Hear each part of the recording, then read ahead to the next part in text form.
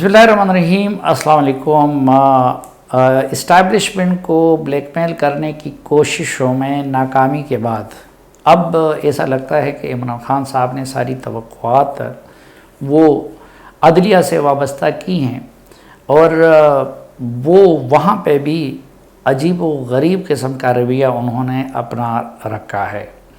और अब देखना ये है कि उनके इस रवैये पे सुप्रीम कोर्ट क्या रद्द-ए-अमल देती है या क्या फ़ैसला करती है। अब पहली बात तो ये है कि जो धरना वो दे रहे थे उससे पहले तो इमरान खान साहब सुप्रीम कोर्ट के 3 रुकनी बेंच की इजाज़त से यहाँ पे आए और उसके बाद पुलिस हटा दी गई, वरना इस्लामाबाद में वो एंटर नहीं हो सकते थे। और ख़ुद सुप्रीम कोर्ट के फ़ैसले में ये दर्ज है कि जो जगह उन्होंने बताई थी या मांगी थी वो H9 पार्क था, लेकिन उन्होंने सुप्रीम कोर्ट के फ़ैसले की बिल्कुल वाज़ेह हुक्म अदूली की और उसी वक्त ऐलान किया कि लोग डी चौक पहुंच जाएं। तो उसके बाद तो मेरे ख़्याल में उनको अदलिया से रुजू ही नहीं करना चाहिए था, लेकिन अब उन्होंने दोबारा अदलिया से रुजू कर लिया है और अगले जलसे के लिए वो चाहते हैं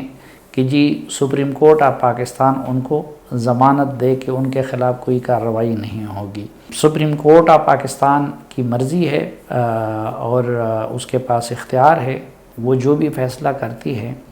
लेकिन मैं एक तो हैरान इस बात पे हूँ कि एक शख्स जो कि 3-3.5 साल प्राइम मिनिस्टर रहा और कल उन्होंने जब वो पेशावर में वकला से ख़िताब कर रहे थे तो उन्होंने ये अल्फाज इस्तेमाल किए कि मैं सुप्रीम कोर्ट से कहता हूँ, मैं सुप्रीम कोर्ट से ये कहता हूँ। हालांकि सुप्रीम कोर्ट या हाई कोर्ट या अदालत से इस्तदा की जाती है, उनको कोई कह नहीं सकता। खैर उसका भी नोटिस किसी ने नहीं लिया। अब जहाँ तक हमारी तालिब इल्माना राय हैं तो एक तो ये इंतज़ामी मामला है जिसके बारे में पहले से सुप्रीम कोर्ट ऑफ पाकिस्तान का फैज़ाबाद धरने में के हवाले से एक फ़ैसला मौजूद है और उसके कवायद व ज़वाबित भी तय किए गए हैं। अब ज़ाहिर है कि अगर सुप्रीम कोर्ट के इन कवायद व ज़वाबित पे अमल होता है और एक पार्टी उसकी गारंटी देती है तो हुकूमत को कोई हक़ नहीं पहुंचता कि इमरान खान साहब हो या कोई और हो वो उनको रोकें। लेकिन अगर कोई कानून हाथ में लेता है या सुप्रीम कोर्ट के उस पॉलिसी की मुखालफत करता है और ख़ुद उस पॉलिसी सुप्रीम कोर्ट के उस हुक्म की रोशनी में इमरान खान साहब की हुकूमत में ये उसूल वज़ा किए गए थे कि डी चौक में किसी को जलसे की इजाज़त नहीं दी जाएगी। कल आप लोगों ने देखा होगा कि पीटीआई की 2 ख़वातीन रहनुमा प्रेस कॉन्फ्रेंस कर रही थी तो उन्होंने गलती से एक फुटेज दिखा दी आंसू गैस के शेलिंग की, जो यहाँ सरकारी मुलाजिमीन भी की गई थी।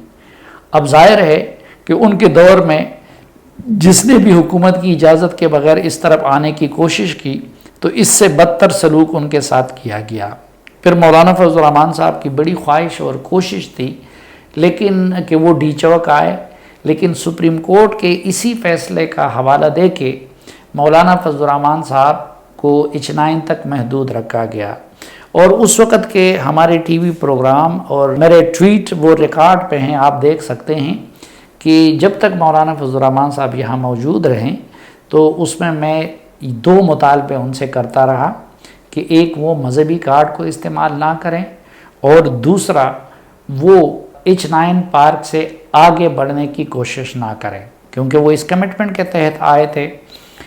अब इमरान खान साहब ये बात तो वाज़ेह नहीं कर रहे हैं और ये आज तक उन्होंने कौम को नहीं बताया कि सुप्रीम कोर्ट के वाज़ेह अहकामात के बावजूद उन्होंने लोगों को डी चौक आने का क्यों कहा।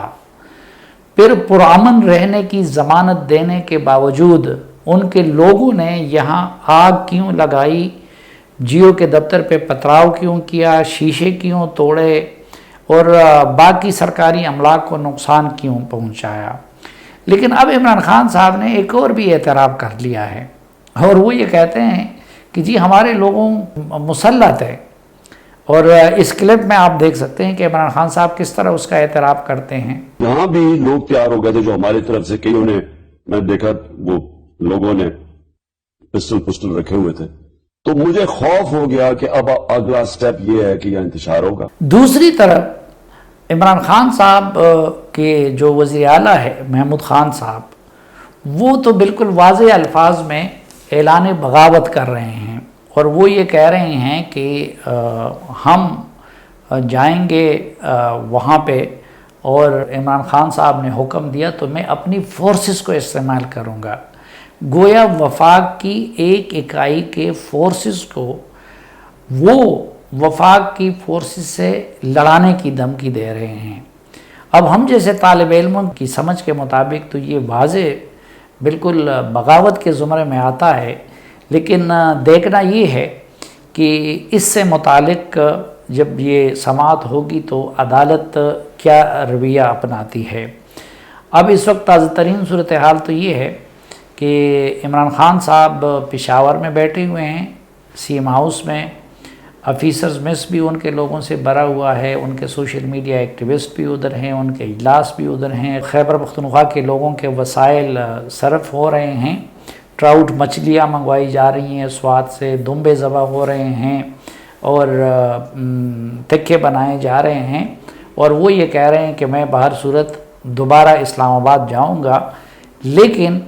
اب کے بعد وہ چونکہ ان کو پتہ چل گیا کہ اسٹیبلشمنٹ سے کوئی شے نہیں ملنے والی ہے، تو وہ سپریم کورٹ آف پاکستان کا کاندھا استعمال کرنا چاہتے ہیں۔